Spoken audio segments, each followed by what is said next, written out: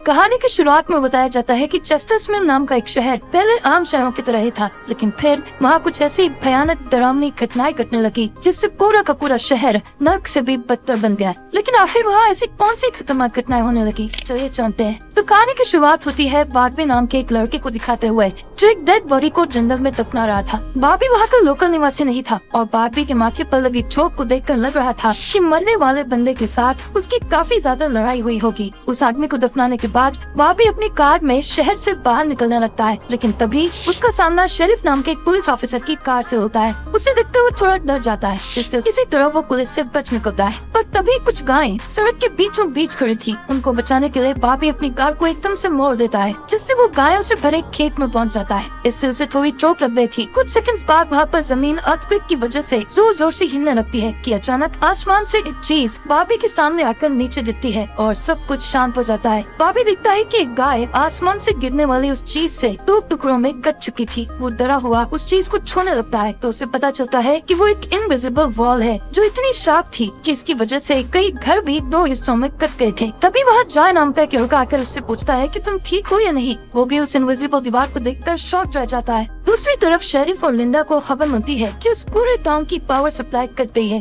Phone lines बंद हो गई हैं और इंटरनेट भी काम नहीं कर रहा है। यहाँ तक कि सारे सैटेलाइट कनेक्शंस भी काम करना बंद कर गए थे। तभी शहर के ऊपर से उड़ रहा एक प्लेन उस इनविजिबल वॉल से टकराकर क्रैश हो जाता है, जिसे देखकर लोग और भी ज्यादा घबरा गए थे। और ये बात कंफर्म हो जाती है कि ये सिर्फ एक इनविजिबल दीवार नहीं बल्कि एक राउंड शेप डोम यानी गुम्बद है जिसने आधे शहर को कवर कर लिया है। वहीं दूसरी साइड हम एक रेडियो स्टेशन पर फिल और उसके असिस्टेंट बोरी को देखते हैं जो सिग्नल लाने की कोशिश कर रहे थे। वो दोनों थोड़ा कंफ्यूज थे कि अचानक सिग्नल क्यों चला गया। यहाँ पर फिल को लगता है कि ये अच्छा मौका है उनकी रेडियो रेटिंग्स को हाई करने का, इसलिए वो दोनों सिग्नल को ठीक करने में लग जाते हैं। वहीं एक फायर ट्रक डोम की दूसरी तरफ से आ रहा था, जिसे देख बार्बी ट्रक वाले को इस इनविजिबल वॉल की तरफ इशारा करता हुआ उसे रुकवाकर क्रैश होने से बचा लेता है। थोड़ी देर बाद वहाँ इन्वेस्टिगेशन करने के लिए कुछ पुलिस वाले आते हैं, पर इस इनविजिबल डोम को समझना उनकी बस की बात नहीं थी। उसी समय वहाँ पर एक शहर का काउंसिलमैन जिसका नाम बिग जिम था वो भी पहुँच जाता है, लेकिन उसे भी इस डोम के बारे में कुछ भी समझ नहीं आता। यहाँ पर पुलिस को इन्फॉर्मेशन मिलती है कि उस शहर की तरफ आने वाले सभी रास्तों को बंद कर दिया गया है क्योंकि उस डोम की वजह से बहुत सारे एक्सीडेंट हो रहे हैं। इसके थोड़ी दूर घर पर जूनियर नाम का लड़का एनजी नाम की लड़की के साथ इंटीमेट हो रहा था। एनजी पेशे से नर्स थी और जो की बड़ी बहन भी थी। इंटीमेट होने के बाद जूनियर एनजी से कहता है कि मैं तुमसे बहुत प्यार करता हूँ, लेकिन एनजी उसे कहती है कि वो उसके लिए ऐसा कुछ फील नहीं करती। इससे जूनियर का दर्द टूट जाता है और उन दोनों में बहस होने लगती है। यहाँ पर उनकी बहस इतनी बढ़ जाती है कि एनजी उसे थप्पड़ मारकर वहाँ से चली जाती है। इसके बाद हम 3 लोगों की फैमिली को देखते हैं, जिसमें मदर कैरोलिन, एलिस और उन दोनों की बेटी नोरी उसी टाउन की तरफ जा रही थी। उन्हें इस बात की खबर नहीं थी कि डोम ने उस टाउन को कवर किया हुआ है। दूसरी तरफ हम जूलिया नाम की एक इन्वेस्टिगेटिव रिपोर्टर को देखते हैं, जिसका चेस्टरस्मिल शहर में बहुत नाम था। एक दिन एक औरत उसे एक सीक्रेट खबर देने के लिए कॉल करती है। वो औरत उसे बताती है कि उसने उस वीक चेस्टरस्मिल में प्रोपेन से भरे 6 ट्रक को जाते हुए देखा है और उसके हिसाब से इतनी बड़ी क्वांटिटी में प्रोपेन जैसे फ्यूल का शहर में आना किसी खतरनाक प्लान का हिस्सा हो सकता है। जूलिया उस औरत को इस बारे में इन्वेस्टिगेशन करने का वादा करती है, पर वो अपने काम में ज्यादा बिजी होने के कारण उस पर ध्यान नहीं दे पाती। वहीं बिग जिम रेडियो स्टेशन जाकर इमरजेंसी की अनाउंसमेंट करता है। कैरोलिन जो एलिस और नॉरी के साथ शहर में आ रही थी ये अनाउंसमेंट सुन लेती है, पर उन्हें लगता है कि ये किसी तरह का एडवर्टाइजमेंट है, इसलिए वो इस अनाउंसमेंट पर ध्यान नहीं देती। उनकी कार डोम से टकराते टकराते बचती है क्योंकि उससे पहले दूसरी तरफ से आ रहा एक ट्रक डोम से टकराकर क्रैश हो जाता है, जिसे देखकर वो तुरंत अपनी कार की ब्रेक लगा देती है। इतने बड़े इंसिडेंट को देखकर नॉरी के दौरे पड़ने लगते हैं, जिससे वो बेहोश हो जाती है, लेकिन बेहोश होने से पहले वो किसी पिंक स्टार के बारे में कहती है। अब यहाँ से नॉरी को जल्दी से हॉस्पिटल में ले जाया जाता है, जो कि टाउन में होने वाली घटनाओं से घायल हुए लोगों से भरा पड़ा था। वहीं जूलिया और बार्बी घायल हुए लोगों को हॉस्पिटल ला रहे थे। इसी हॉस्पिटल में जूलिया का हस्बैंड भी डॉक्टर था। वो उससे मिलने जाती है, लेकिन उस वक्त उसका हस्बैंड हॉस्पिटल में नहीं था। हॉस्पिटल में जूलिया को पता चलता है कि उसका हस्बैंड संडे को कभी काम नहीं करता था, पर वो जूलिया को हमेशा झूठ बोलता आ रहा था। हॉस्पिटल के बाहर हम बार्बी और एनजी को मिलते हुए देखते हैं। दोनों को साथ देखकर जूनियर के अंदर एक अलग सी जलन पैदा होती है। वहीं अब टाउन के बॉर्डर्स को सैनिकों द्वारा सील कर दिया जाता है। बहुत सारे साइंटिस्ट और एक्सपर्ट्स को भी इस अजीबोगरीब मुसीबत का असल कारण नहीं पता चलता। पर कुछ घंटों बाद बिग जिम प्रोपेन के बारे में बात करने के लिए शेरिफ से मिलता है। यहाँ पर उनकी बातों से हमें पता चलता है कि उनको इस स्टोन के बारे में पहले से थोड़ा बहुत पता था, पर वो इस पर खुलकर बात नहीं कर रहे थे। वही बॉबी को उस टाउन में एक दिन के लिए रुकना था और उसके पास ठहरने के लिए कोई जगह नहीं थी, इसलिए वो अपनी कार में ही रात बिताने का फैसला करता है। तभी जूनियर उसके पास आता है और उसे एंडी से दूर रहने को कहता है। धीरे धीरे उसकी बात धमकी में बदल जाती है। बॉबी हैरान होता है कि आखिर उसकी गलती क्या है। इसी बीच वहाँ जूली आ जाती है, जिससे वो झगड़ना बंद कर देते हैं। यहाँ से सीन शिफ्ट होता है और हम देखते हैं कि टाउन के ऐसे हालात से लापरवाह होकर एक जगह कुछ टीनेजर्स पार्टी कर रहे थे। इनमें जॉय भी था। जॉय एक लड़के से वहाँ के हालात पर बात करने लगता है, लेकिन अचानक जॉय को दौरा पड़ने लगता है और वो पिंक स्टार के बारे में बोलने लगता है, जैसे कि पहले नॉरी ने बोला था। वही जॉय की बहन एंजी घर पर अकेली होती है। तभी अचानक उसके घर में जूनियर घुसकर उसको किडनैप करके अपने फादर के टूटे फूटे शेल्टर में ले जाता है। यहाँ पर वो उसे बताता है कि मुझे पता है शहर को कवर की इस स्टॉर्म के बारे में। यहाँ पर एंजी को उससे ये भी पता चलता है कि बिग जिम ही जूनियर का फादर है। जूनियर एंजी को ये भी बताता है कि उसके फादर अपनी फैमिली की सुरक्षा को लेकर हमेशा चिंतित रहते थे, इसलिए उन्होंने फैमिली के लिए ये शेल्टर बनाया था। वहीं दूसरी साइड जूलिया बॉबी को अपने घर में ठहरने के लिए लाती है। तभी अचानक बॉबी की नजर उसके हस्बैंड की फोटो पर पड़ती है और उसे रियलाइज होता है कि ये वही आदमी है जिसे उसने सुबह मारा था। दूसरी तरफ लिंडा और शेरिफ सभी व्हीकल्स पर नजर रख रहे थे ताकि कोई भी गलती से इस डोम से न टकरा जाए। तभी अचानक शेरिफ को अटैक आ जाता है और वो वहीं पर मर जाता है। अब यहाँ से हमें सुबह की घटना फ्लैशबैक में दिखाई जाती है, जहाँ बॉबी टाउन में जूलिया के हस्बैंड जो डॉक्टर थे उनसे मिलने आया था। वो उनसे कुछ पेमेंट की बात करता है, पर डॉक्टर उसे पेमेंट देने से इनकार कर देता है, जिस वजह से उन दोनों में झगड़ा हो जाता है और एक्सीडेंटली बॉबी उसे गोली मार देता है। बॉबी जानता था कि भले ही उसने उसे गलती से मारा है, पर उसे इसकी सजा मिलेगी और इससे बचने के लिए उसने उसकी बॉडी को जंगल में दफना दिया। वहीं प्रेजेंट में सुबह उठकर बाद भी देखता है कि उसके गले की चेन गायब है, तो वो जूलिया से इसके बारे में पूछता है। जूलिया उससे कहती है कि वो उसकी चेन को ढूंढकर उसे दे देगी, पर तभी बॉबी को याद आता है कि वो चेन उस केबिन में ही गिर गया था जहाँ उसने उसके पति को मारा था। उधर जॉय अपने फ्रेंड बेन के साथ था, जिसने पिछली रात सीजर के वक्त उसकी मदद की थी। बेन जॉय से पिंक स्टार के बारे में पूछता है, जो उसने रात को दौरा पड़ते वक्त कहा था, लेकिन जॉय को उसके बारे में कुछ भी याद नहीं आ रहा था।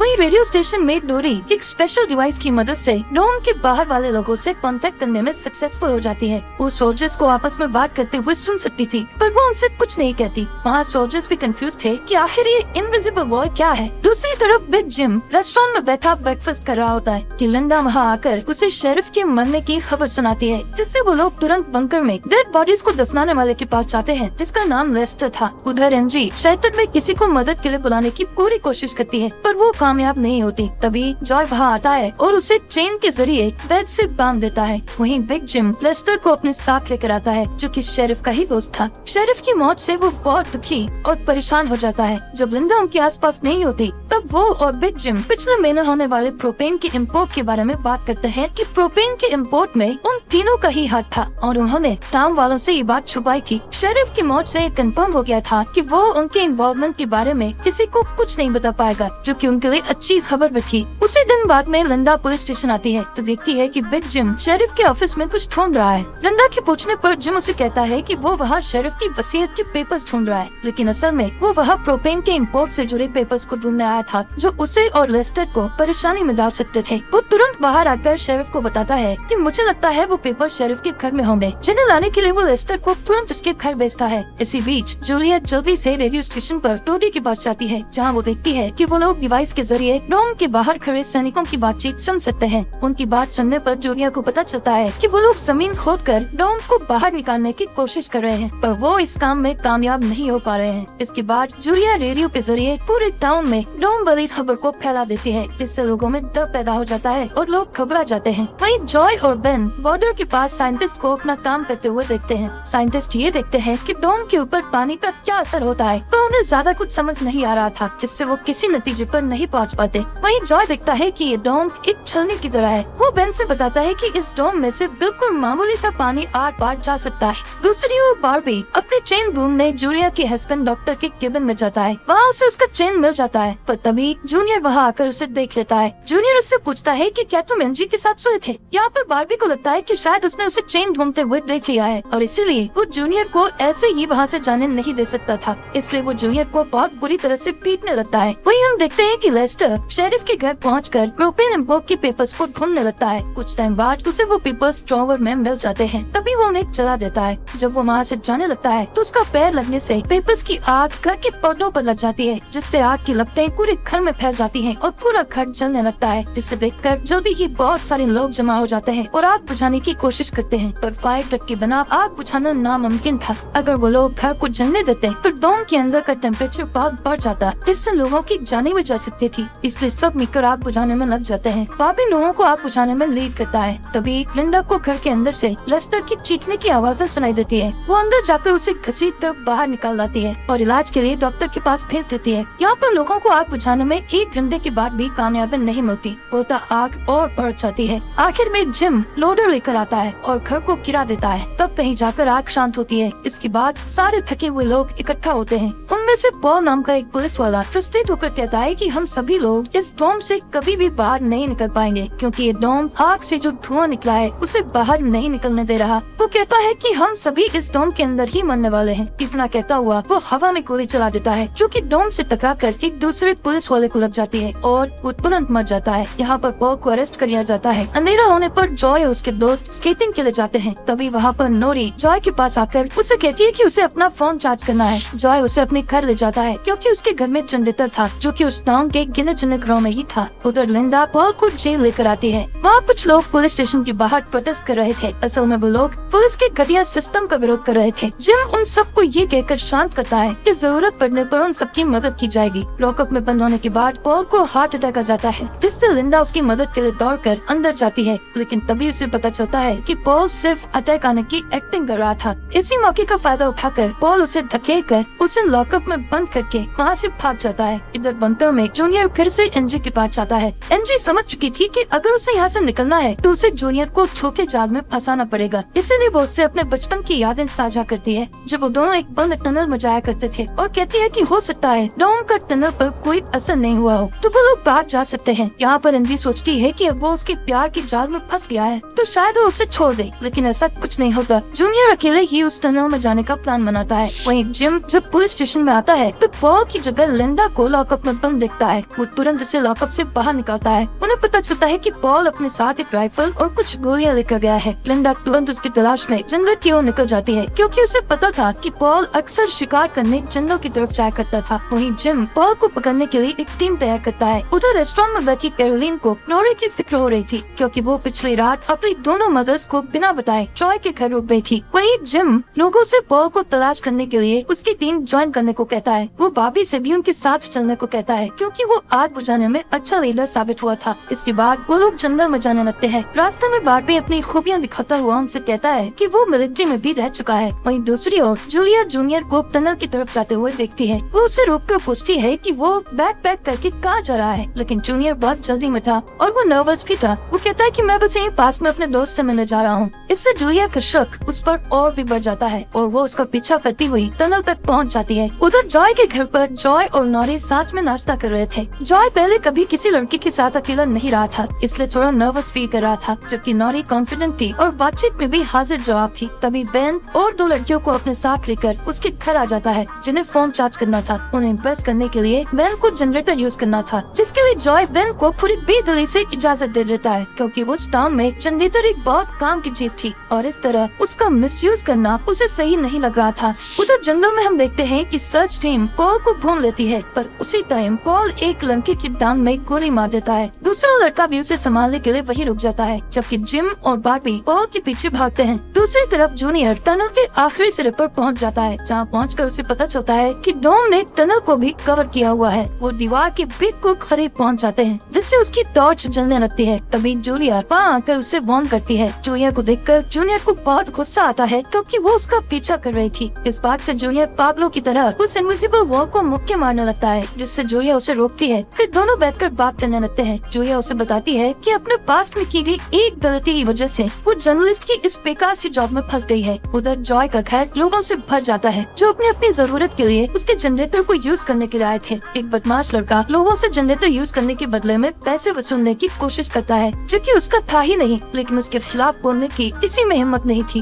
ये देखकर नॉरी सब कुछ हैंडल करने के लिए आगे बढ़ती है और मामला और भी ज्यादा गर्म हो जाता है, लेकिन इससे पहले कि कुछ गलत होता तभी लाइट ही चली जाती है। नोरी इस बात से बहुत खुश होती है कि जॉय ने उस बहस में उसका साथ दिया। वहीं जंगल में बॉबी और जिम पॉल तक पहुंच जाते हैं, पर पॉल ने अपनी राइफल निकाल रखी थी जिससे वो जिम को मारने ही वाला था कि तभी पीछे से लिंडा आकर उसे शूट कर देती है। दूसरी साइड कैरोलिन जॉय के घर जाकर अपनी बेटी नोरी से मिलती है। वो नोरी से कहती है कि उसे थोड़ा जिम्मेदार बनना चाहिए। उसकी डांट सुनकर जॉय और नोरी एक दूसरे का हाथ पकड़ लेते हैं, जिससे एक स्ट्रेंज स्पार्क पैदा होता है और उसी वक्त दोनों को दौरे पड़ने लगते हैं। वो दोनों एक साथ किसी पिन स्टार के बारे में बात कर रहे थे। उधर जूनियर शेल्टर में एनजी के पास जाता है, लेकिन इस बार उसके हाथ में फर्स्ट एड किट थी। एनजी उसके जख्मों पर मरहम पट्टी करती है और चुपके से सीजर अपने पास रख लेती है। वहीं हम देखते हैं कि जूलिया और बार्बी दिन भर की थकान के बाद वापस घर लौटते हैं, लेकिन जूलिया जूनियर की बातें सुनने के बाद से ही बार्बी पर शक करने लगी थी और जब बार्बी नहाने जाता है तो जूलिया उसका सामान चेक करने लगती है। तो सब्सक्राइब करना मत भूलना। और आपको ये अंडर द डोम सीरीज यहाँ तक कैसी लगी कमेंट बॉक्स में हमें जरूर बताएं।